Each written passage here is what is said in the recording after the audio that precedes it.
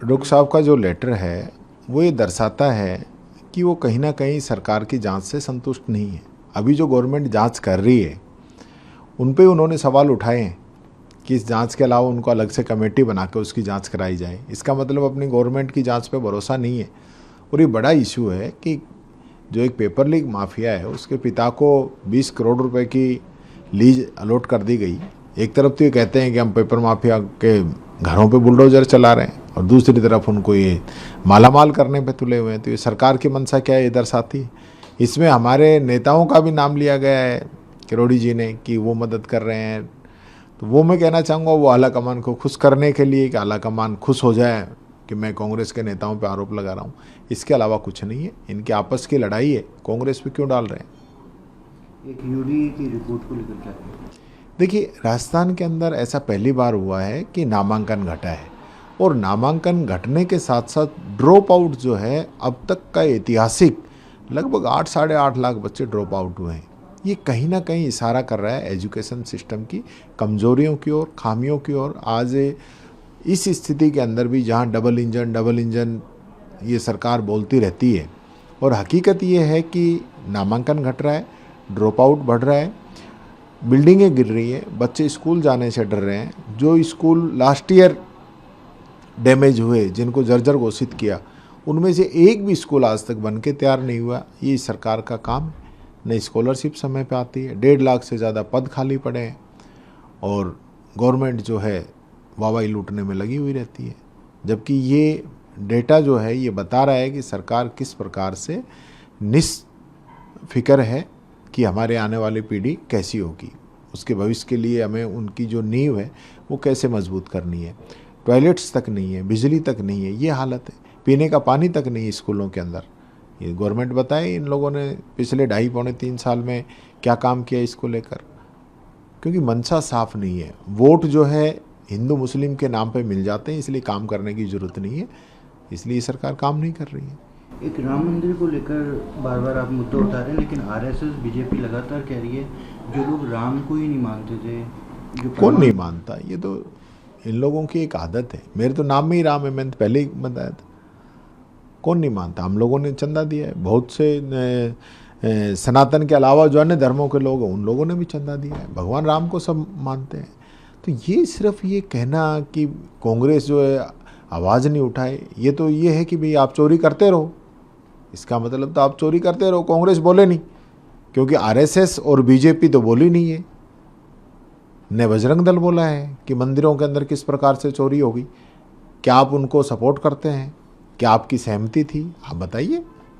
जब नरेंद्र मोदी जी उद्घाटन खुद कर रहे हैं और सारे काम खुद कर रहे हैं, कमेटी खुद बना रहे हैं, उन सब चीज़ों का श्रेय तो खुद ले रहे हैं, लेकिन जब चोरी हो रही है तो उसकी जिम्मेदारी नहीं ले रहे हैं। तो ऐसा कैसे हो सकता है? आप लोग जो चोरी जो कर रहे हैं, इतने आलीशान मकान बना रहे हैं, गाड़ियाँ ले रहे हैं, शेयर मार्केट में पैसे लगा रहे हैं, रिश्तेदारों को मालामाल कर रहे हैं, तो ये कोई छोटी बात नहीं है।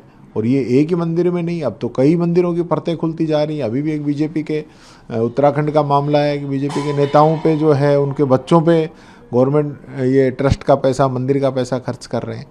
तो आप समझ सकते हैं इन लोगों की मानसिकता क्या है।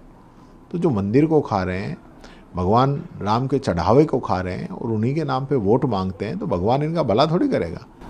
आप लोग राम मंदिर की बात कर रहे हैं, अचानक से जहाँ गवर्नमेंट बीजेपी की है यूसीसी लाने की तैयारी। देखिए, ये सिर्फ एक एजेंडा है कि हिंदू मुस्लिम का कोई ना कोई मुद्दा जो है साल 6 महीने के अंदर चलता रहना चाहिए। इसलिए बीजेपी शासित अलग अलग राज्य बार बार इस प्रकार की बातें करते हैं। बाबा साहब अम्बेडकर का बनाया हुआ संविधान जो है उसके अंदर हर जाति, हर धर्म, हर संप्रदाय, हर व्यक्ति के लिए ऑलरेडी कानून बना हुआ है। आप संविधान को क्रॉस करके कोई कानून बनाना चाहते हैं तो आपकी मंशा इससे झलकती है। तो आप मुद्दा ये है कि राजस्थान के अंदर खेजड़ी का कानून आए कि यूसीसी का कानून आए। जिस कानून को बनवाने के लिए संत महात्मा पूरी राजस्थान की जनता आंदोलन कर रही है, जिसके लिए सरकार ने खुद जो ये कहा कि हम जो है खेजड़ी का कानून इसी सत्र में लेके आएंगे, वो सत्र निकल गया। आज 6 महीने होने को आ गए हैं, उस पर तो कानून बनाया नहीं, यूसीसी पे कानून बना रहे हैं। क्योंकि जाति धर्म की बात करेंगे तो वोट मिल जाएंगे, यही है। अब कश्मीर, जम्मू कश्मीर में भी उमर अब्दुल्ला कह रहे हैं कि सरकार गिराने की कोशिश की जा रही है, बीजेपी। सभी जगह कर रहे हैं भाई, सरकारें गिराई हैं ना। कांग्रेस की सरकारें, चाहे मध्य प्रदेश हो, चाहे कर्नाटक हो या अन्य जगह हो, इन लोगों ने कोई कमी थोड़ी ना छोड़ी। सरकारें गिराई हैं, अपनी सरकारें बनाई हैं। अभी पंजाब के अंदर देखो आप, राज्यसभा के सांसद आपने तोड़ लिए। राज्यसभा का सांसद विधायक के वोट से बनता है, 3 विधायक हैं, 7 सांसद हैं, कमाल है। ऐसा आप सीधा संविधान को ही चैलेंज कर रहे हो, ऐसे थोड़े ना होता है। अभी आपने तमिलनाडु के अंदर प्रयास किए, अब वहाँ भी कर रहे हैं। सभी जगह यही हालत है इन लोगों की। अभी बंगाल के अंदर आपने देखा होगा, तृणमूल कांग्रेस के 58 एमएलए दल बदल करके उस पार्टी में शामिल हो गए जो दल बदल विरोध में ही बनाई गई थी, जिसका एक डायरेक्टर पार्षद नहीं है। एमपी एमएलए को तो बात छोड़ दीजिए, आज उसके 20 एमपी और 58 एमएलए, तो कौन करा रहा है? आप महाराष्ट्र के अंदर देखिए, 2 एनसीपी बन गई, 2 शिवसेना बन गई। ये कोई आप संवैधानिक रूप से चलाना चाहते हो? एसआईआर के माध्यम से आज आप चुने हुए जो जनप्रतिनिधि हैं, वो जो वोट डालते हैं, उन वोट काटने का काम कर रहे हो आप।